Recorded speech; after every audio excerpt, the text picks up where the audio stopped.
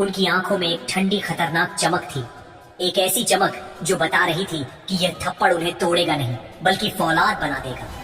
उन्होंने धीरे धीरे अपना चेहरा सीधा किया और मंत्री की आंखों में देखा। अभय प्रताप सिंह, उनकी आवाज इतनी शांत और साफ थी जैसे हर शब्द में लोहा भरा हो।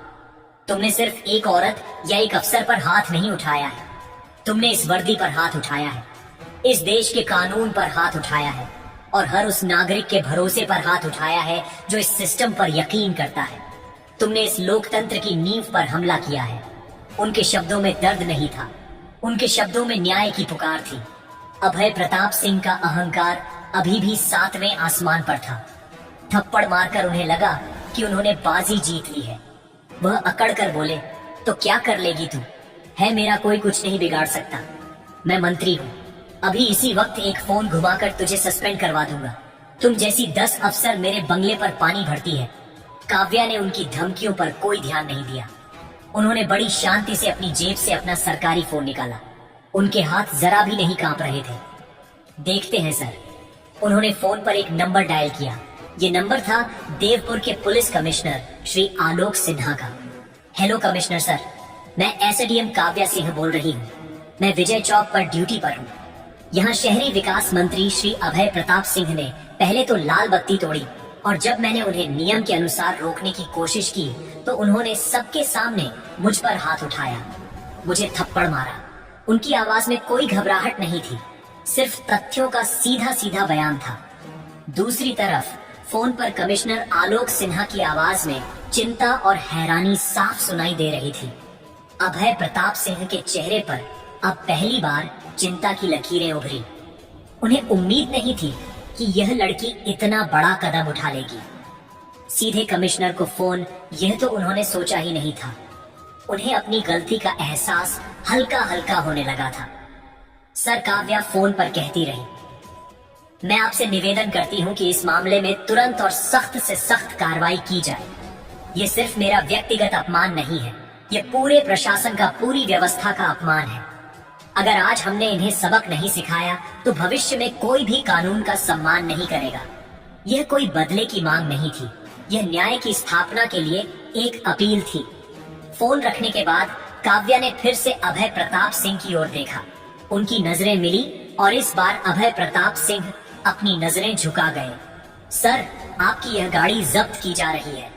काव्या ने ऐलान किया और आपके खिलाफ सरकारी काम में बाधा डालने, एक पब्लिक सर्वेंट पर हमला करने और ट्रैफिक नियमों का उल्लंघन करने के आरोप में एफआईआर दर्ज की जाएगी। पुलिस आपको यहीं से हिरासत में लेगी। काव्या के चेहरे पर अब कोई हिचकिचाहट नहीं थी। वह अपने फैसले पर चट्टान की तरह खड़ी थी। अभय प्रताप सिंह अब गुस्से से भड़क उठे, लेकिन उनके गुस्से में अब डर भी शामिल हो गया था। तुम पागल हो गई हो। तुम जानती नहीं तुम किसके साथ पंगा ले रही हो।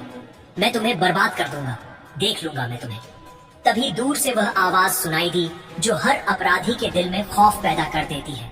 पुलिस के सायरन की आवाज तेजी से नजदीक आ रही थी और कुछ ही मिनटों में पुलिस की कई गाड़ियां, जिनमें खुद कमिश्नर आलोक सिन्हा की आधिकारिक गाड़ी भी थी, तूफान की तरह मौके पर पहुंच गई।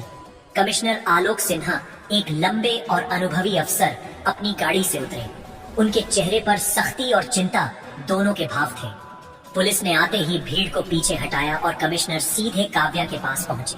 मैडम, आप ठीक हैं? उनकी आवाज में एक ईमानदार अफसर के लिए सम्मान और चिंता दोनों थे। काव्या ने बस धीरे से सिर हिलाया। उनके गाल पर थप्पड़ का लाल निशान अभी भी साफ दिख रहा था, जो उस बदसूरत घटना का गवाह था। इसके बाद कमिश्नर आलोक सिन्हा सीधे अभय प्रताप सिंह की ओर मुड़े। उनके चेहरे पर अब नरमी का कोई भाव नहीं था। अभय जी, आपको यह सब करने से पहले 100 बार सोचना चाहिए था।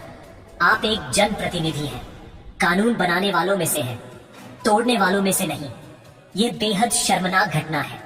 आपने पूरे सिस्टम को शर्मिंदा किया है। कमिश्नर के शब्दों में साफ संदेश था कि कानून से बड़ा कोई नहीं, चाहे वह मंत्री ही क्यों ना हो। अभय प्रताप सिंह अब बुरी तरह घबरा गए थे। उनका सारा नशा, सारा अहंकार हवा हो गया था। उन्होंने कमिश्नर को मनाने की हर कोशिश की, अपने पद का, मुख्यमंत्री से अपने संबंधों का, हर चीज का वास्ता दिया, लेकिन कमिश्नर सिन्हा का चेहरा पत्थर की तरह सख्त था। अभय प्रताप सिंह कमिश्नर ने अपने एक इंस्पेक्टर को आदेश दिया, आपको कानून के उल्लंघन और एक सरकारी अफसर पर ड्यूटी के दौरान हमला करने के गंभीर आरोप में गिरफ्तार किया जाता है। ये सुनते ही अभय प्रताप सिंह के होश उड़ गए। गिरफ्तार, मुझे गिरफ्तार करोगे? लेकिन अब कोई सुनने वाला नहीं था।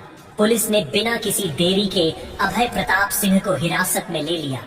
उनके समर्थक और उनका ड्राइवर, जो अब तक सहमे हुए खड़े थे, यह देखकर सन्ने रह गए। और जैसे ही पुलिस ने मंत्री को अपनी जीप में बिठाया, विजय चौक पर जो भीड़ अब तक चुपचाप खड़ी थी, वह अचानक जिंदा हो उठी। लोगों ने जोर जोर से तालियां बजानी शुरू कर दी।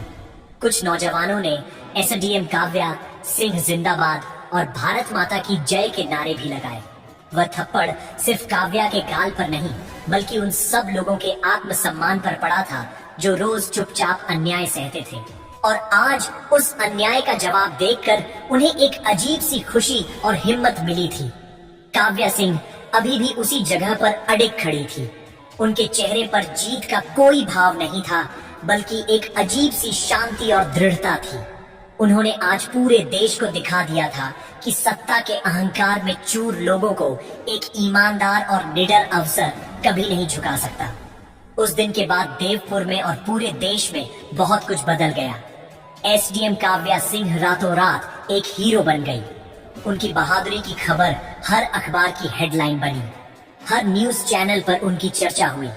सोशल मीडिया पर मॉर्न मैडम एसडीएम और सैल्यूट काव्या सिंह जैसे हैशटैग ट्रेंड करने लगे।